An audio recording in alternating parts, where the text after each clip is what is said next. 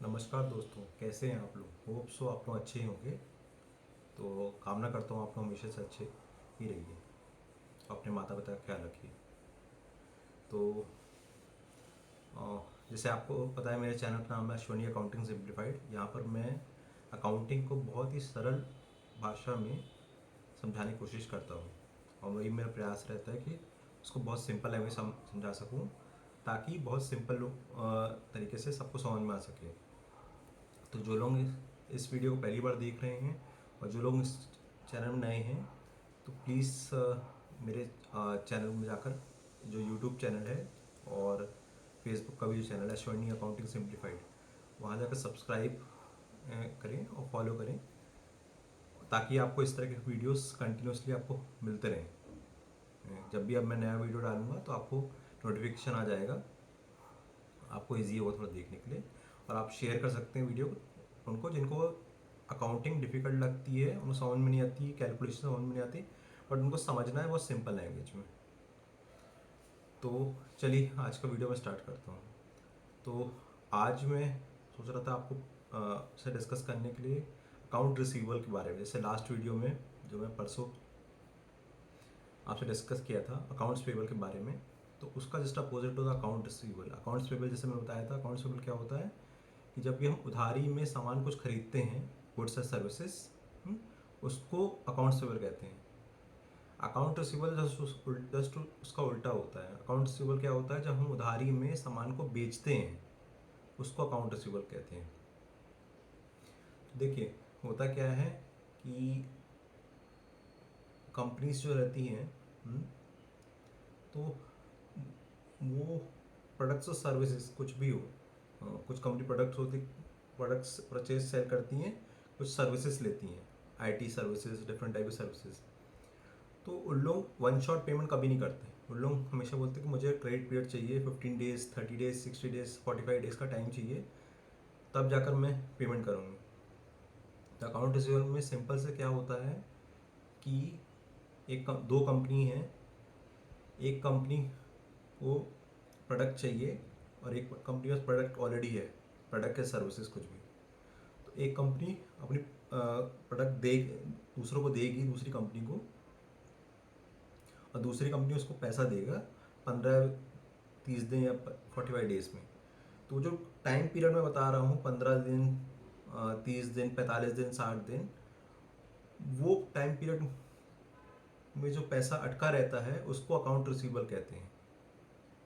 Account receivable कि हमको पैसा अभी आना बाकी है, और ये कंपनी का एसेट होता है, क्योंकि company as per accounting company ऐसा मानती है कि ये हमारा एसेट है, क्योंकि हमको फ्यूचर में पैसा मिल जाएगा, इसीलिए इसको एसेट माना जाता है, क्योंकि वो बेनिफिट है कंपनी के लिए फ्यूचर में। ये चीज़ होते हैं।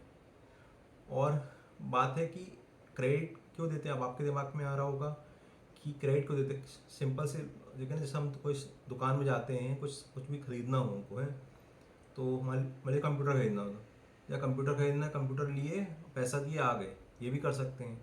बट वहाँ पर भी क्रेडिट ईएमआई में मिल जाता है। सेकेंड चीज़, यहाँ पर भी क्रेडिट मिल जाता है। कि वो ऐसा करते हैं, वो इसलिए करते हैं कि वो ट्रस्ट बिल्ड हो सके।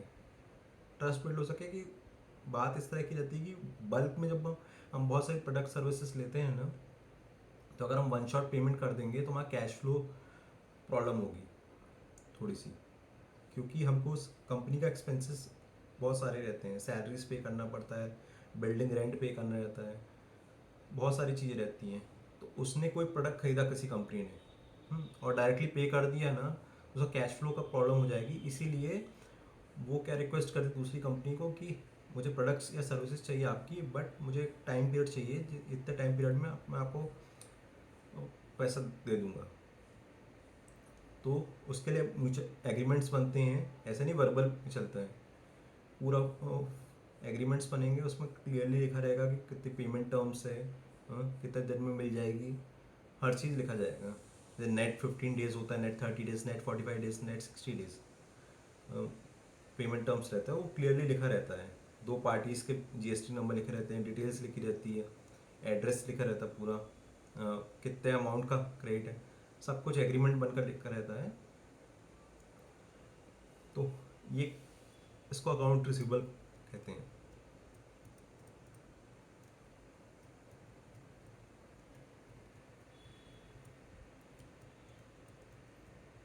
अब इसकी अकाउंटिंग एंट्री देखा जाए तो अकाउंटिंग एंट्री क्या होती है इसकी, account receivable account debited to sales revenue. अब आप कहेंगे अकाउंट रिसीवेबल क्यों, तो अभी जैसे मैंने बोला था कि अकाउंट रिसीवेबल क्या है, हमको फ्यूचर में पैसा मिलने वाला है, मिलने वाला है, तो वो कंपनी मानती है कि वो हमारा एसेट है, फ्यूचर फ्यूचर एसेट है हमारा।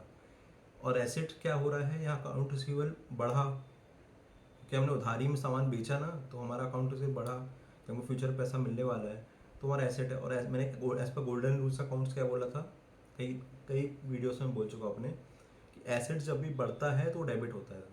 तो अकाउंट रिसीवेबल एसेट्स है, करंट एसेट्स है।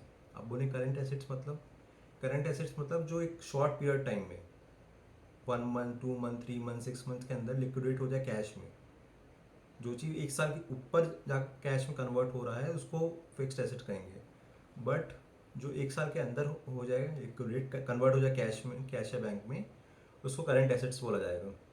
तो ये अकाउंट रिसीवेबल ऑब्वियसली, जैसे मैंने बोला net 15 days, net 30 days, net 45 days, net 60 days payment terms रहती है, इन चारों में कोई भी, तो पैसा इतने दिन में आ ही जाएगा।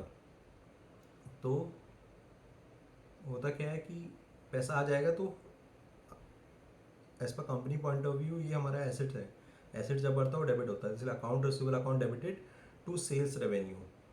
सेल्स रेवेन्यू मतलब सेल्स हमारी इनकम है, सेल्स हुई है, सेल इनकम है, सेल्स रेवेन्यू। तो क्या जब भी रेवेन्यू क्या होती है, रेवेन्यू जब इनकम में रेवेन्यू जब बढ़ती है as per golden rules of account, वो क्रेडिट होती है। एसेट्स एक्सपेंसेस लॉसेस जब भी बढ़ते हैं तो डेबिट होते हैं, कम होते हैं तो क्रेडिट होते हैं। इनकम गेन्स और कैपिटल और लाइबिलिटीज़ ये जब बढ़ती हैं तो क्रेडिट होती हैं, और जब कम होती है तो डेबिट होती हैं। तो यहाँ पर सेल्स रेवेन्यू क्या है, इनकम है हमारी, फ्यूचर इनकम है, तो वो बढ़ रही है वो भी, इसलिए वो क्रेडिट होगी। ठीक है, क्रेडिट होगी। ये तो एक एंट्री हो गई कि जब हमने उधारी माल बेचा है, account receivable to sales revenue. मान लीजिए नेट 15 डेज, नेट 30 डेज, अभी कोई पेमेंट टर्म्स जो भी डिसाइडेड दो दो पार्टीज के बीच, दो कंपनीज के बीच में पेमेंट आ गई, पेमेंट आई तो उसकी एंट्री क्या होगी, bank account debited to account receivable. अब आप बोलेंगे इसका में क्या लॉजिक है, देखिए बैंक भी एसेट होता है, बट बैंक डेबिट क्यों हुआ, पैसा आया बैंक में, पैसा क्या होता है, एसेट होता है, आया है, हमारा पास पैसा है, कुछ चीज़ आई है, पैसा आया है, तो हमारे पास कुछ बढ़ा है ना, कंपनी का पैसा बढ़ा है। तो जब पैसा बढ़ता है, कैश बढ़ता है, बैंक बढ़ता है, तो डेबिट होता है, क्योंकि वो एसेट्स है। एसेट जब मैंने भी अभी क्या बोला, एसेट जब बढ़ता है तो डेबिट होता है। To account receivable, account receivable भी एसेट है, बट बात थी उस समय क्या हुआ था, हमने बेचा था उधारी में, इसलिए हमारी उधारी बढ़ गई थी, हमारा एसेट फ्यूचर जो एसेट था वो बढ़ गया था उस समय।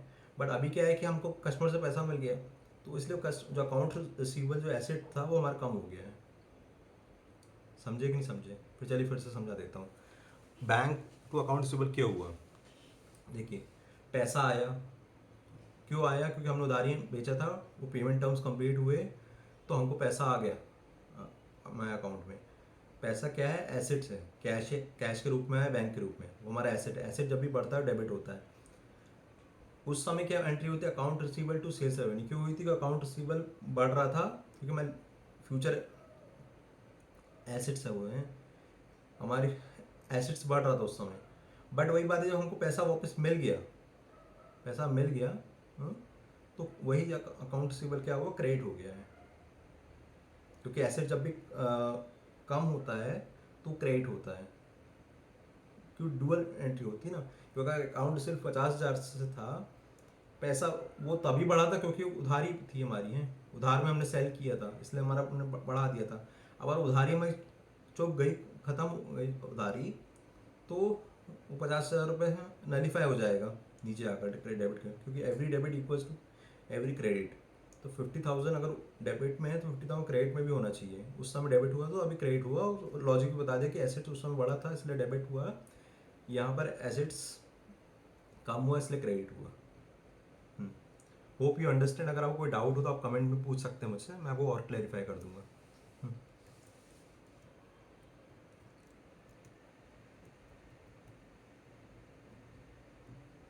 अब अकाउंट रिसीवल प्रोसेस समझते हैं। अकाउंट रिसीवल का प्रोसेस क्या होता है? सबसे पहले होता है कस्टमर ऑर्डर देता है। हम्म, कि कस्टमर ऑर्डर देता है कि कस्टमर को ये प्रोडक्ट सर्विस चाहिए है कोई भी, तो कस्टमर ऑर्डर करेगा वेंडर को कि मुझे इतना सामान चाहिए, तो मैं इतनी एगो गुड्स चाहिए या हमको इतनी सर्विस चाहिए इतने अमाउंट की, आप मुझे प्रोवाइड करिए। उसके बाद company goods and service provide करती है, दूसरी कंपनी जो है जिसको हमने ऑर्डर किया है वो हमको गुड्स एंड सर्विस प्रोवाइड करेगी। उसके बाद क्या करते हैं, इनवॉइस जनरेट होता है। हुआ क्या कि जिसने दूसरी कंपनी जो है जिसने गुड्स सर्विस प्रोवाइड करी है वो हमको इनवॉइस जनरेट करके देगी। हम्म, वो इनवॉइस भी पूरा सेम रहता है। और पूरा अगर जो अकाउंट्स पे प्रोसेस में मैंने बताया था कि टैक्स इनवॉइस इनवॉइस होना चाहिए, दोनों पार्टीज़ के नाम होना चाहिए, जीएसटी नंबर एड्रेस होना चाहिए। हम्म, और उसके बाद H S N code S code होना चाहिए, प्रोडक्ट और सर्विसेज डिटेल्स होना चाहिए, quantity rate amount, C G S T same state है C S T S G S T, different state है तो I G S T, total amount, फिर total amount in words, bank details रहती है, seal signature रहता है, सब कुछ जैसा अकाउंट्स पेबल में जो मैंने बताया था वो सेम चीज़ इसमें भी रहता है। और कोई डिफरेंस, टैक्स इनवॉइस सबके दोनों को सेम ही ऑलमोस्ट सेम रहते हैं। फिर इनवॉइस जनरेट होता है, उसका इनवॉइस कस्टमर को भेजा जाता है। जैसे हमने इनवॉइस, मान लीजिए हम मुझे मैं एक कंपनी हूँ और एक और दूसरी कंपनी, एक ए कंपनी है बी कंपनी है, बी कंपनी के पास प्रोडक्ट है, ए कंपनी को प्रोडक्ट चाहिए, तो बी कंपनी ने ए कंपनी को प्रोडक्ट दिया, फिर इनवॉइस जनरेट करा बी ने ए जनरेट कर ए को दिया। फिर क्या करेंगे कि कस्टमर पास इनवॉइस आया, कस्टमर अपना टाइम लेगा जो भी as per agreement time period है 15 30 45 30 60 डेज रहेगा। तो फिर कस्टमर क्या करेगा, उसमें पेमेंट कर देगा। पेमेंट करेगा तो पेमेंट सिस्टम रिकॉर्ड होती है और रिसीवेबल क्लोज हो जाता है। तो ये प्रोसेस होता है अकाउंट रिसीवेबल का।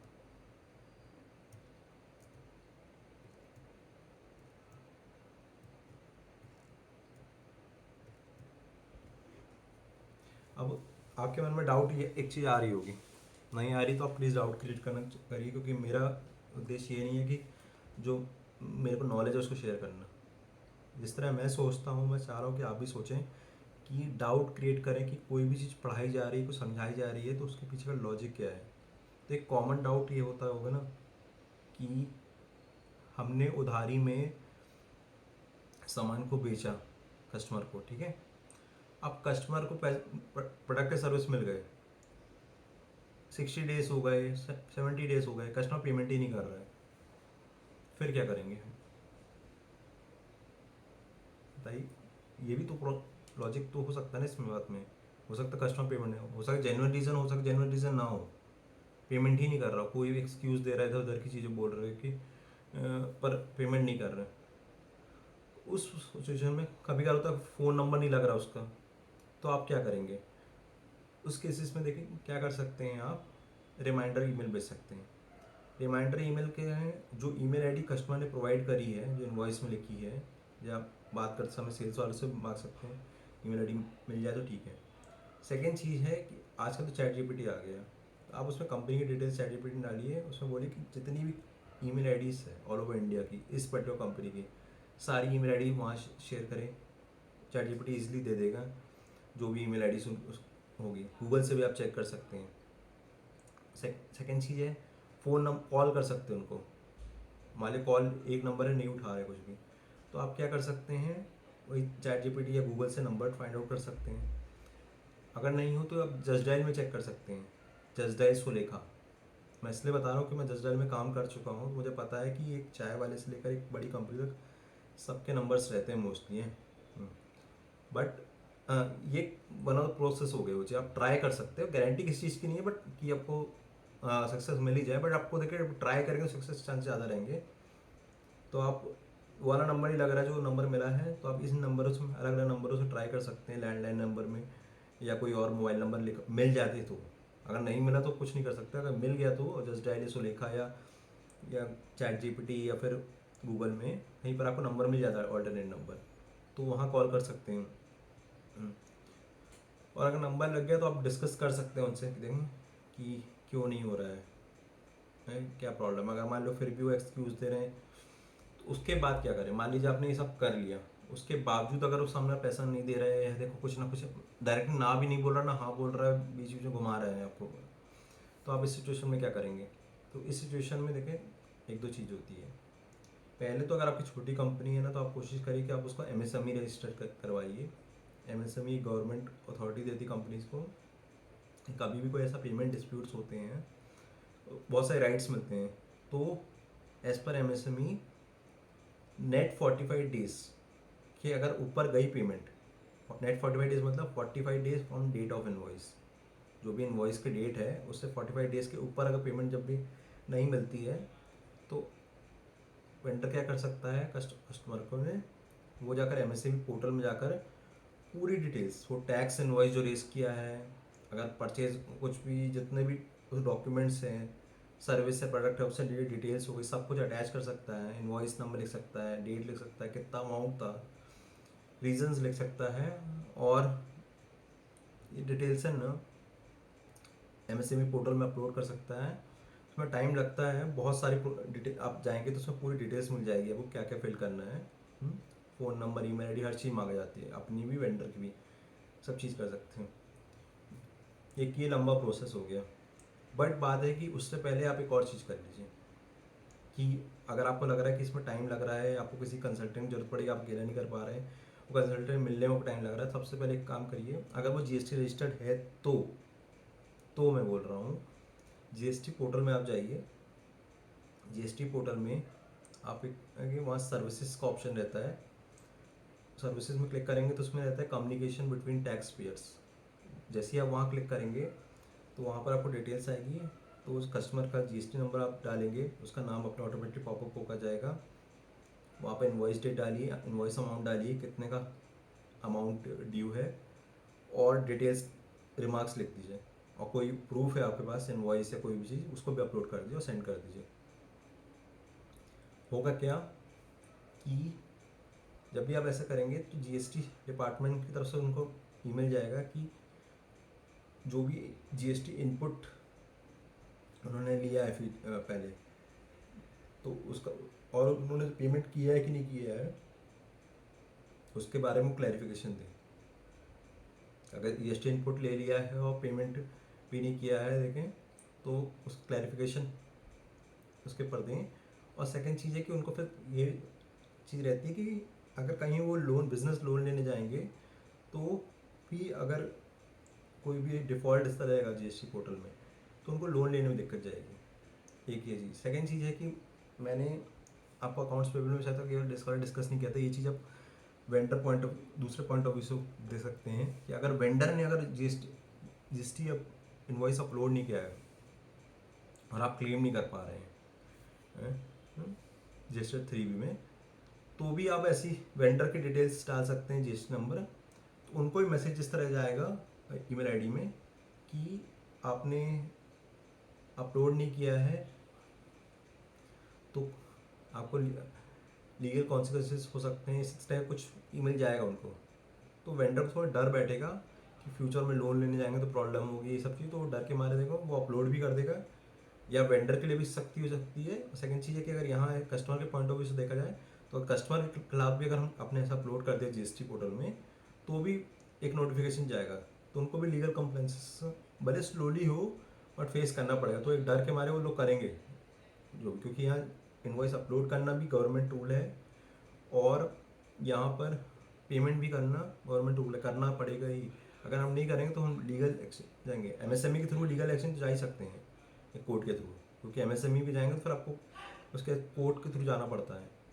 बट बात है कि उससे पहले अगर आप ये कर लें, communication between tax payer services में जाकर जीएसटी पोर्टल में लॉग इन कर कर, तो ये भी बहुत अच्छा रहेगा। तो ये दोनों तरीके हैं, आप पैसा निकलवा भी सकते हैं कस्टमर से।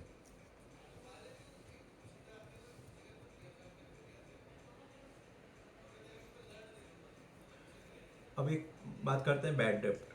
अब मान लीजिए सब कुछ कर लिया, आपने एमएसएमई कंप्लेन कर दिया, इसका दिया, उसके बाद फिर भी कोई सोल्यूशन नहीं मिला, तो आप ये तो नहीं करेंगे ना, आप ज़िंदगी भर लड़ते ही रहेंगे उनसे। अब लीगल के आपको काम धंधा भी है, काम और दूसरे काम भी हैं, तो अब उस लड़ेंगे नहीं। तो एक समय आएगा, मान लीजिए आपने हार मान ली कि अब नहीं करना, जो हुआ हुआ छोड़ो जी, लॉस हुआ हुआ, तो फाइनली आप मान लीजिए गिव अप कर देते हैं कि जो मान लीजिए 1 लाख रुपए की सर्विसेज थी या गुड्स थे, उसमें 1 लाख रुपए नहीं दिया उन लोगों ने, पूरे का बैड डेप्ट हो गया, तो उसमें बात ही खत्म है, पूरे का लॉस हो गया। बट बात है 1 लाख रुपए में उन्होंने, आपने बहुत रिक्वेस्ट करी, अपने ये सब करा, मान लीजिए 50,000 दिए, 50,000 का नहीं दिए, तो 50,000 रुपये नहीं दिए जना, वो बैड डेप्ट कहलाता है। बैड डेप्ट भी एक लॉस और एक्सपेंस है हमारा, तो वो उसको बैड डेप्ट बोला जाता है कि पैसा हमको जो हमने उधारी में बेचा था, तो आधा पैसा आया, आधा पैसा नहीं आया, या पूरा पैसा नहीं आया, जो भी पैसा नहीं आया है उसको बैड डेप्ट बोला जाएगा। तो बात है इस तरह, आप मान लीजिए बहुत सारे कस्टमर हैं, इस टाइप से कई बार हो सकता है वो चीज़, इसीलिए एक प्रोविजन बनाया जाता है, प्रोविजन फॉर बैड डेप्ट्स। उसका मतलब क्या होता है कि कुछ पैसा को अलग से प्रॉफिट से निकाल कर अलग से सेव करके रखा जाए, हम्म, ताकि कभी भी इस तरह के लॉस हों तो उसको एडजस्ट कर सकें। नहीं तो इस तरह लॉस होते रहेंगे, लॉस होते रहेंगे कंटिन्यूसली, इनकम हो रही है, लॉस भी हो रहा है, तो वही बात होगी ना कि अगर इनकम है 10 रुपये, 8 रुपये, ये 9 रुपये एक्सपेंस है, तो 1 ही रुपया प्रॉफिट हुआ। अब उसमें भी आधा रुपये का लॉस अगर और हो गया, तो 0.5 रुपीज़ का प्रॉफिट हुआ, तो क्या ही मतलब वो चीज़ ऐसे कंटिन्यूसली होता है। तो इसलिए पहले से सेव करके अलग से अमाउंट रखो प्रोविजन फॉर बैड डेब्ट्स के लिए, ताकि वो चीज़ एडजस्ट कर सकें कि इस तरह के लॉसेस को भी कंपनी झेल सके। क्योंकि अगर मान लीजिए इनकम आपने निकाल कर नहीं रखा, वो इनकम जितनी भी थी वो खर्च हो गई, पैसा, वो पैसा जितना कोई भी ऑफिशियल पर्पज से खर्च हो गया, और यहाँ लॉस होता रहा है, तो कंपनी लॉस में भी जा सकती है फ्यूचर में। इट्स बेटर आप अलग से सेव करके रखें, जैसा मैं इन्वेस्टमेंट्स के में बोला था, पर्सनल लाइफ में भी सेव करना चाहिए। ऐसे ही कंपनी को भी अगर लॉसेस हो रहे हैं, फ्यूचर हो सकते हैं इस टाइप के, उसके लिए भी सेव करना चाहिए। वो करती भी है सब प्रोविजन फॉर बैड डेब्ट्स के नाम से बनाकर, वो पैसा कुछ अलग से रखती है ताकि मैनेज कर सके कि यहाँ लॉस हो रहा तो यहाँ पर हमने सेविंग भी कर रखी है। और ये चीज़ तो करिए, बट ये सेफर साइड की रखिए, बट अपने सब कुछ कोशिश करिए कि आपको पैसा वापस मिल ही जाए वो चीज़, ये जितने भी टेक्निक्स मैंने बताया है। उसका नहीं मिलता तो ये फिर लास्ट ऑप्शन है ही, अब क्या बोलें कि अब उसमें क्या ही कर सकते हैं, ज़िंदगी भर तो लड़ नहीं सकते कि एक समय तक ही इंसान कर सकता है ना। पर अपनी कोशिश पूरी करिए, मैं कोशिश में नहीं कहूँगा, क्योंकि आपका मेहनत का पैसा है वो कंपनी का।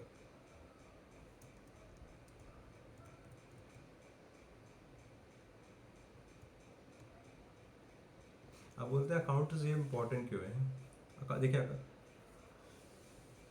अगर कंपनी को पेमेंट टाइम से नहीं मिलेगी तो कंपनी के पास कैश नहीं होगा। कैश नहीं होगा तो कैश फ्लो प्रॉब्लम हो जाएगी। तो बात है कि अगर मान लीजिए हमने कुछ परचेज करा, 1 लाख रुपए का परचेज किया और 1.5 लाख में बेच दिया, 50,000 का हमको प्रॉफिट आया, ठीक है। बट बात है कि यहाँ पर हमने क्या करा, वेंडर को 1 लाख रुपए पे कर दिया, हमारे अकाउंट से 1 लाख रुपए चले गए। वो 50,000 का प्रॉफिट तब होगा जब हमको 1.5 लाख रुपए आएंगे, तब 50,000। क्योंकि अभी अभी क्या है, -1 लाख चल रहा है, क्योंकि यहाँ सेल्स अभी ज़ीरो है। बुक्स में भले अलग है, पर उसको पैसा जब तक आएगा नहीं, वो एक फॉर्मेलिटी टाइप से रहेगी, एंट्री की बस रहेगी। तो अकाउंट से इसलिए इम्पोर्टेंट है कि ताकि हम उधारी में दे रहे हैं, बट उसके फॉलोअप करना, उससे पैसा निकलवाना इसलिए इम्पोर्टेंट है ताकि कैश फ्लो चलता रहे। क्योंकि अगर वहाँ से पैसा नहीं आएगा और हम यहाँ पैसा देते रहेंगे वेंडर को, तो कंपनी को लॉस हो जाएगा। अब लॉस हो जाएगा तो ये धर्मशाला तो यानी कि देखो कि लॉस में चल रहा है। कुछ भी चैरिटी तो जो है वो कर नहीं रहे हैं, चैरिटी भी नहीं कर पाएंगे अगर आप लॉस में एक समय के बाद है, भले कितना ही पैसा हो आपके पास। ये तो बिजनेस है, बिजनेस प्रॉफिट के लिए किया जाता है, लॉस के तो किया नहीं जाता। कभी वह गलती से हो जाए अलग बात होती है, बट नॉर्मल केसेस में प्रॉफिट के लिए किया जाता है। इसीलिए अकाउंट रिसीवेबल की डिटेल्स बना कर रखना कि कितना पैसे आपने उधारी में दिया है, कितने प्रोडक्ट जो हैं उधारी में दिए हैं आपको, प्रोडक्ट सर्विसेज कस्टमर को। अकाउंट रिसीवेबल जो डिपार्टमेंट है वो टाइमली फॉलोअप कर रहा है कि नहीं कर रहा, जितने भी टेक्निक्स बताया है, और भी टेक्निक्स उनको पता है तो अच्छी बात है। और पैसा निकलवा पा रहा है कि नहीं पा रहा। इसलिए थोड़ा सा वहाँ पर समझदार और थोड़े से एग्रेसिव दोनों पर्सन को रखना चाहिए कलेक्शन डिपार्टमेंट में होते हैं, क्योंकि अगर वो स्ट्रांगली फॉलोअप नहीं करेंगे पेमेंट के लिए तो उनको प्रॉब्लम हो जाएगी। तो वहाँ पर थोड़ा स्ट्रांगली पर्सन को होना चाहिए।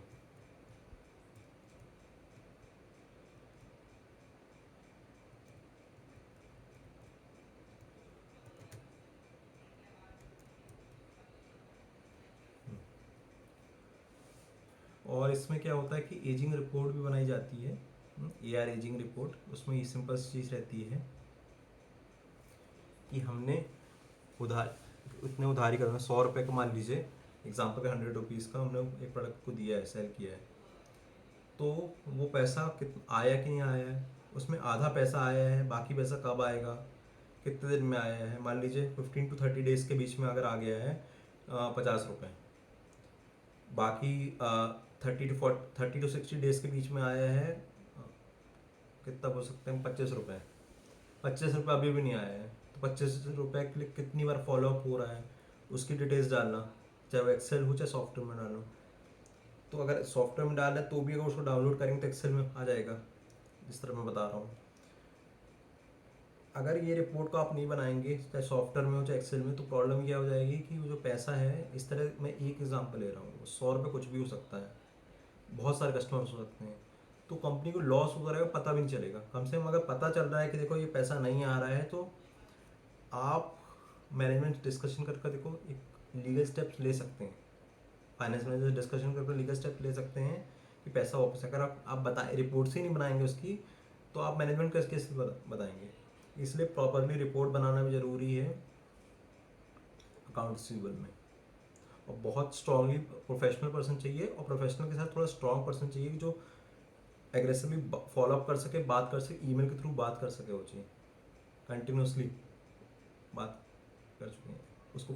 एग्रेसिव ईमेल लिखना आना चाहिए, मतलब बहुत एग्रेसिव ना हो, बट फिर भी कंटिन्यूसली। कई बार इस तरह का रहता है कि कोई सिचुएशन इस तरह की रहती है कि कस्टमर पेमेंट करना चाहता है बट कोई ना कोई इश्यू हो जाता है पर्सनल प्रोफेशनल, उसके कारण वो उस समय टाइमली पेमेंट नहीं कर पाता। तो एकदम से एग्रेसिव नहीं होना, आपको बहुत समझदारी समझना है, इसकी प्रॉब्लम समझना है, क्या प्रॉब्लम है, क्यों क्यों पैसा नहीं दे पा रहा, उस पर धीरे पुश भी करते रहना, पुश भी कर, थोड़ा स्ट्रॉन्ग स्टेटमेंट भी रखना है थोड़ा बहुत, और थोड़ा तो प्यार से पुश भी करते रहना है, ताकि पैसा किसी न किसी तरह आप कंपनी में वापस आ जाए, बाय हुक बाय क्रोक, किसी भी तरह, बट पैसा आना चाहिए किसी भी लेवल पे। ये तो फर्स्ट स्टेज होगा। सेकंड थर्ड स्टेज है कि मुझे GST वाला मैंने बताया था और MSME बताया था, तो कहें GST तो ठीक है, बट MSME में मैं ये रिक्वेस्ट करूँगा कि जो भी कंपनीज में 10-20 एम्प्लॉयज़ हैं या उससे ऊपर हैं, तो MSME में रजिस्टर्ड करें, क्योंकि गवर्नमेंट आपको राइट देती है कि अगर आप 45 डेज़ के अबव पेमेंट नहीं दे रहे तो आप एक और चीज़ कर सकते हैं कि उस कस्टमर के खिलाफ इंटरेस्ट भी लिमिट कर सकते हैं, इन्वॉइसेस में जितने भी इन्वॉइस अमाउंट है इंटरेस्ट भी चार्ज कर सकते हैं, और एज पर MSME रूल्स आप एक्शन भी ले सकते हैं। क्योंकि अगर आपने MSME रजिस्टर नहीं करा ना, तो थोड़ी मुश्किल हो जाएगी, फिर आपको आउट ऑफ द बॉक्स जाकर कोर्ट में लॉयर के थ्रू जाना पड़ेगा हर चीज़, तो उसमें पैसा भी बहुत ज़्यादा लगेगा, और शायद उतना सपोर्ट मिले ना मिले। इसलिए MSME के थ्रू जाएंगे तो थोड़ा सा सपोर्ट ज़्यादा मिलता है। मैं ये रिक्वेस्ट करूँगा कि आप MSME में रजिस्टर्ड हुई है, उसके लिए क्या क्या क्राइटेरिया रहता है आगे एक वीडियो में आपको बताऊंगा भी, और आप जाकर खुद भी चेक कर सकते हैं कि MSME रजिस्टर करने का क्या क्या क्राइटेरिया होता है। अगर आप क्राइटेरिया फिट हो रहे हैं तो आप रजिस्टर्ड कर सकते हैं। तो ये MSME हो गया। अब इसमें बात करूँ कि इसमें अकाउंट रिसीवेबल के जॉब रोल्स क्या क्या होते हैं, तो इसमें होता है AR एग्जीक्यूटिव होता है। AR एग्जीक्यूटिव क्या होता है, जिसके बारे में बताया, जो इनवॉइस रेस करता है, कस्टमर को फॉलोअप करता है, नॉर्मल रिपोर्ट्स देखे बनाता है, और मैनेजमेंट को या फाइनेंस मैनेजर को रिपोर्ट शेयर करते हैं, और कलेक्शन के लिए फॉलोअप करता है। ये सब काम है AR एग्जीक्यूटिव कहते हैं।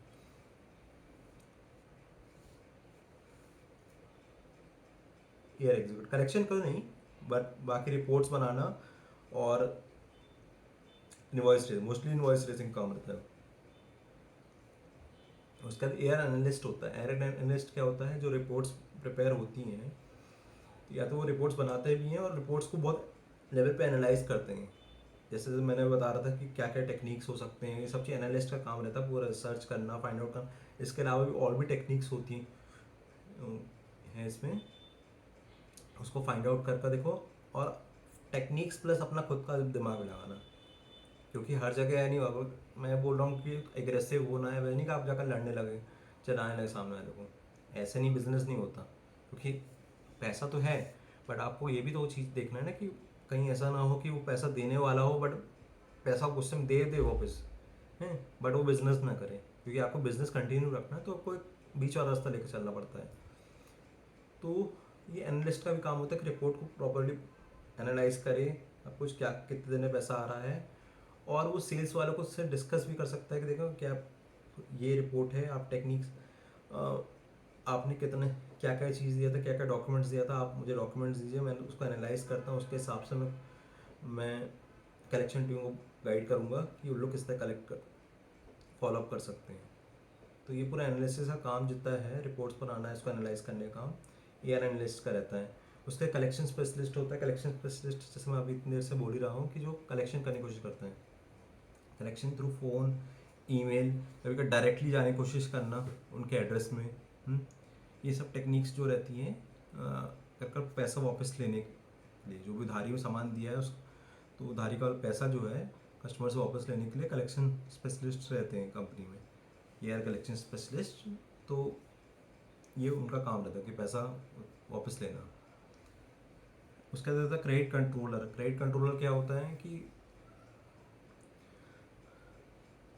जो पूरा अकाउंट रिसीवेबल का डिपार्टमेंट जो रहता है, कि वो एआर एग्जीक्यूटिव को देख रहा है, एनालिस्ट को भी देख रहा है, कलेक्शंस वालों को देख रहा है, सबसे फीडबैक ले रहा है, सबसे सारी रिपोर्ट्स ले रहा है। मान लीजिए अगर उनसे सब कुछ करने के बाद फिर भी नहीं हो रहा है, तो उन लोग क्या आएंगे, क्या करें, क्रेडिट कंट्रोलर पास आएंगे। वो पूरी रिपोर्ट्स मांगेगा, खुद भी वेरीफाई करेगा हर चीज़, उनसे उनके सीनियर से डिस्कस करेगा, उसके बाद फाइंड आउट करने की कोशिश करेगा कि उसके लीगल एक्शन कैसे ले सकते हैं।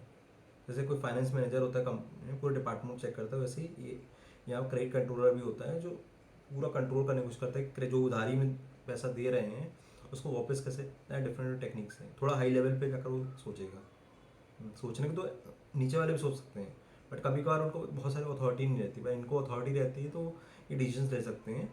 और मान लो इनको भी अगर डाउट हो तो ये थोड़ा अपर मैनेजमेंट जाकर देखो, सीईओ से या डायरेक्टर से भी बात कर सकते हैं कि अगर वहाँ पर उनको कुछ अथॉरिटी चाहिए कि उनको लीगल एक्शन लेना हो, तो एक बार वो अकेले जाकर कन्फर्मेशन लेकर आ जाएंगे। उसके बाद वो उनको पता रहता करना क्या है, चाहे वो मेल के थ्रू चाहे वर्बल परमिशन हो, बट उनको अथॉरिटी रहती है, जूनियर्स को अथॉरिटी नहीं रहती। तो ये क्रेडिट कंट्रोलर का काम होता है। और एआर मैनेजर की बात करूँ तो चाहे वो एग्जीक्यूटिव एनालिस्ट, कलेक्शन स्पेशलिस्ट को जो मैनेज करने वाले होते हैं उनको एआर मैनेजर कहा जाता है, जो वो मैनेज करते हैं। वो भी क्रेडिट कंट्रोल से भी बात करते हैं और अपने मैनेजमेंट से भी बात करते रहते हैं क्रेडिट से रिलेटेड, जो भी हमने उधारी में सामान दिया है।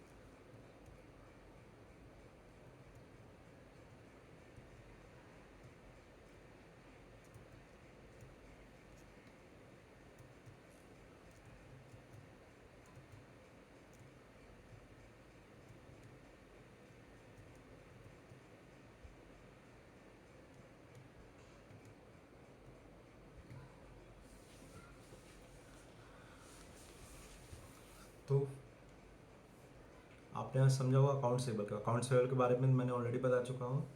ये अकाउंट सेबल का प्रोसेस होता है। बट बात में एक ही चीज़ बोलना चाहूँगा, चाहे अकाउंट्स पेबल हो चाहे अकाउंट रिसीवेबल हो, ये बहुत क्रिटिकल डिपार्टमेंट्स होते हैं। क्योंकि पेबल्स में क्या बताया था मैंने लास्ट वीडियो में, इंटरनल एम्प्लॉयज़ हो गए, कहीं से भी थोड़ा आपको फोर्स आ सकता है कि आप ट्रैवल एक्सपेंसेस को पे करिए। वहाँ पर आपको थोड़ा सा लड़ना नहीं है, बस स्ट्रिक्टली खड़े रहना, अपने पॉइंट ऑफ व्यू से प्रूफ इकट्ठा कर रखना है। वहाँ थोड़ा स्ट्रॉन्ग पर्सनैलिटी चाहिए। यहाँ पर आपको अकाउंट रिसीव में एक्सटर्नल लोगों से बात करना है, वहाँ पर ही फोर्स आ सकता है, वहाँ पर ही मैनिपुलेशन हो सकता है। तो वहाँ पर भी आपको विद प्रूफ बात करना है। तो आपको हर जगह प्रूफ रखना है।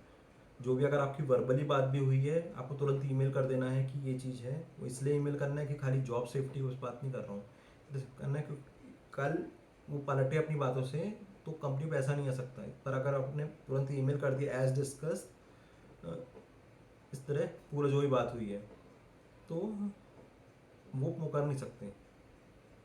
अगर आपने तुरंत ईमेल कर दिया है तो आपके पास प्रूफ रहेगा। तो आप कोई भी चीज़ कम्युनिकेशन कर रहे हैं, चाहे अकाउंट्स पेबल हो चाहे अकाउंट रिसीवेबल हो, विथ प्रूफ करिए। मेरा तो यही कहना है कि मैं अपनी कंपनी में अकाउंट्स पेबल और क्रेडिट दोनों हैंडल करता हूँ। तो मैं इसलिए बता रहा हूँ कि ये बहुत क्रिटिकल चीज़ होती है, बहुत स्ट्रेस वाला सिचुएशन भी आ जाती है कई बार है।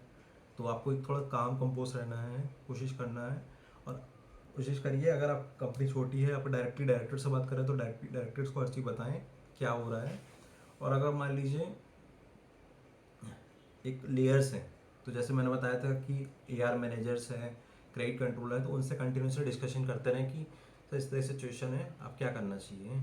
अपना सजेशन अगर वो सुनने के रेडी हैं, सजेशंस देते रहें, मेल के थ्रू, वर्बल या मीटिंग्स में पोलाइटली अपना सजेशन दें। और उनको बोले कि सर ये मेरा सजेशन है, आप इसको हो सके तो मैनेजमेंट तक पहुंचाने की कोशिश करिए ताकि वो सोल्यूशन निकल सके, ताकि कंपनी का पैसा जो अटका हुआ है वो वापस आ जाए। तो आप पर थोड़ा सा स्मार्ट होना पड़ेगा, डिफरेंट टेक्निक यूज़ करना पड़ेगा, तो ही आपको पैसा वापस आ जाएगा। तो फिलहाल के लिए अकाउंट सिविल वीडियो के लिए आज इतना ही।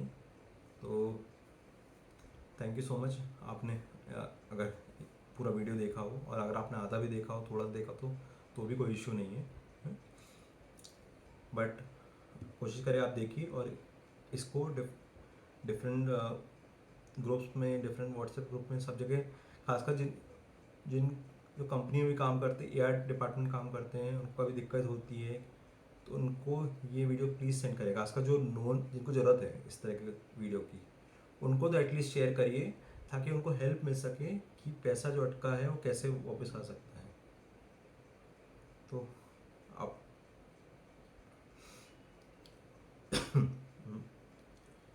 वो शेयर कर सकते हैं वीडियो, और प्लीज़ हो सके तो आप ये फॉलो और सब्सक्राइब करें, ताकि आपको इस तरह के इन्फॉर्मेटिव वीडियोस और मिलते रहें। बट फिर से बोलूँगा, सबको शेयर में करने की ज़रूरत नहीं है, सिर्फ उनको शेयर करिए जिनको, बाकी आपकी मर्ज़ी किसी को भी शेयर करना, बट उसके जिनको ज़रूरत है, जो अकाउंट रिसीवेबल डिपार्टमेंट काम करते हैं, खासकर जो फ्रेशर्स हैं, जो कलेक्शन डिपार्टमेंट में हैं, उनको टेक्निक्स जानना है कि क्या क्या टेक्निक्स से देखो पैसे निकलवा सकते हैं दूसरी कंपनी से ऑफिशियली तरीके से, बिना लड़े। तो उनको एटलीस्ट ये वीडियो शेयर करिए, तो उनको हेल्प हो सके थोड़ी सी है। जो लोग बहुत समय में सीखें, क्योंकि मैं जो बोल रहा हूँ खाली बुकिश नॉलेज नहीं है, मैं खुद काम करता हूँ पेबल से रिसीवर का, मेरा डेली वर्क है, उसके बेसिस में मैं ये चीज़ बोल रहा हूँ। तो पर्सनल एक्सपीरियंस है, ऐसा नहीं मैं इसमें परफेक्ट हूँ 100%, बट कोशिश करता रहता हूँ परफेक्ट होने का, और सीखता रहता हूँ कंटिन्यूसली। इसलिए आपको दिमाग खुला रखना है, इसमें सबसे सीखते रहना कंटिन्यूसली, और वो टेक्निक्स को इम्प्रूव होना है।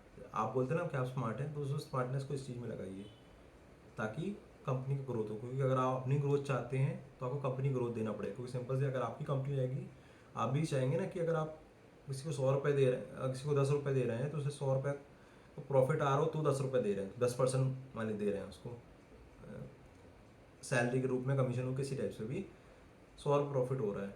तो सेम चीज़ आप भी सोचिए कि कंपनी को प्रॉफिट करवाना है, या उसका पैसा जो लॉस हो सकता है उसको वापस लेकर आना है, चाहे अकाउंट्स पेबल के थ्रू इन्वॉइसेस स्क्रूटनाइज कर कर, चाहे अकाउंट रिसीवेबल के थ्रू पैसा वापस लाकर, किसी भी तरह से, तो ही आप कंपनी आपको बेनिफिट दे सकती है। वो बेनिफिट किसी टाइप का भी हो सकता है, चाहे वो इंक्रीमेंट टाइप से हो, या नॉन मॉनेटरी बेनिफिट्स हो, वो कंपनी टू कंपनी डिपेंड करता है। और सेकेंड चीज़ है कि ये तो बेनिफिट्स हो गए, बट बात है कि वो बेनिफिट्स, सेकेंड चीज़ आपको सैलरी तो दे रही है ना, सैलरी दे रही, तो आपको सैलरी जस्टिफाई करने के लिए आपको काम तो अच्छा से करना पड़ेगा। और सेकंड चीज़, अगर आपको भगवान ने स्मार्ट बनाया है, तो उसको स्मार्टनेस को यूज़ करिए ना। और स्मार्टनेस को यूज़ नहीं करे तो क्या मतलब निकलेगा। तो स्मार्टनेस यूज़ करिए, ताकि वो कंपनी प्रॉफिट हो सके। कंपनी प्रॉफिट में होगी ना, तो आपको खुद प्रॉफिट। सिंपल देखिए बात है, हर चीज़ गिव एंड टेक होता है कहीं पर भी, खासकर प्रोफेशनल लाइफ में बोल रहे हैं। तो अगर आप चाह रहे हैं कि आपको कुछ बेनिफिट मिले सामने की तरफ से, तो आपको बेनिफिट देना पड़ेगा, फ्री ऑफ कॉस्ट कुछ नहीं मिलेगा। तो आप बोले मैनेजमेंट बेकार है, ये बेकार है, वो बेकार है, वो नहीं, वो ऐसे एक्सक्यूज़ होता है। कोई बेकार नहीं। तो कल आप खुद मैनेजमेंट बनेंगे, कल आप खुद कंपनी खोलेंगे, तो आपकी सोच वही रहेगी, और आपकी सोच गलत नहीं है। धर्मशाला नहीं है। आप देखो, आपने खोला है ताकि आपको प्रॉफिट हो, तो जो बंदा आपको प्रॉफिट ला कर दे रहा है आप उसको रखेंगे, जो नहीं ला कर दे रहा है उसको नहीं रखेंगे, सिंपल सी बात है। तो आप कोशिश करिए कि देखिए अपना 100%, 200,000% दीजिए एटलीस्ट। बाकी तो एक्सट्रीम, अपना पॉइंट ऑफ व्यू रखिए, अपना एफर्ट डालिए, जो भी एफर्ट डाल रहे हैं उसको रिटर्न डॉक्यूमेंट में रखिए और अपने सीनियर्स को बताइए।